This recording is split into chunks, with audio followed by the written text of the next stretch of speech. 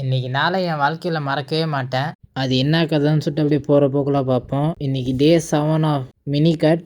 நீ காலைல இருந்துச்சுன்னா முட்டியில் ஒன்றும் வலியெல்லாம் இல்லை, ஆனால் வீங்கிக்கிட்டு டைட்னஸ் மட்டும் இருந்துச்சு.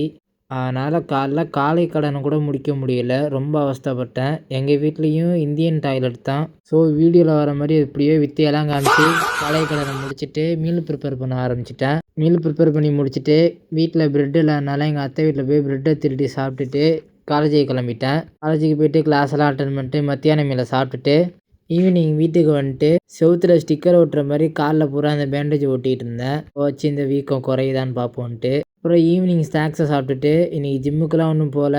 ஏன்னா இன்றைக்கி லோவர் பாடி ஒர்க் அவுட் தான். ஒரு வாரத்துக்கு லோவர் பாடி ஒர்க் அவுட்டே பண்ண முடியாதுன்னு நினைக்கிறேன் எனக்கு தெரிஞ்சு. இன்றைக்கி நாள் பூரா ஏன்டா இன்றைக்கி வார்ம் டவுன் பண்ணணும்னு சொல்லிட்டு யோசிச்சுக்கிட்டே கிடந்தேன். சரி, ஆனது ஆயிடுச்சு. நீங்கள் இனிமேல் வார்ம் டவுன் பண்ணிங்கன்னா பார்த்து பத்திரமா பண்ணுங்கள். அப்புறம் நான் இன்றைக்கி ஜிம்முக்கு போகலன்னு சொல்லுவோம், எங்கள் அப்பா போய் பால் காசு வாங்கிட்டு வாடான்னு சொல்லிட்டாரு. அதோட அங்கே போயிட்டு நண்பர் வீட்டுக்கு போயிட்டு கொஞ்ச நேரம் ஃப்ரீ ஃபயர் விளாண்டுட்டு வீட்டுக்கு வந்துட்டு டின்னரை முடிச்சுட்டு நாளைக்கு நான் நோன்பு சாருக்கு தேவையான பொருள்லாம் வாங்கிட்டு வந்துட்டு, நீ யாரா நோன்பு வைக்கிறதுக்கு, நீ என்ன முஸ்லீமான்னு கேட்கலாம். அது என்ன கதைன்னு சொல்லிட்டு நாளைக்கு சொல்கிறேன். அப்புறம் வீடியோவுக்கு வாய்ஸ் ஓவர் கொடுத்துட்டு இன்றைக்கி நாளை முடிச்சுக்கிட்டேன். நாளைக்கு வீடியோவில் சந்திப்போம். மறக்காமல் ஒரு ஃபாலோ பண்ணி வச்சுக்கோங்க.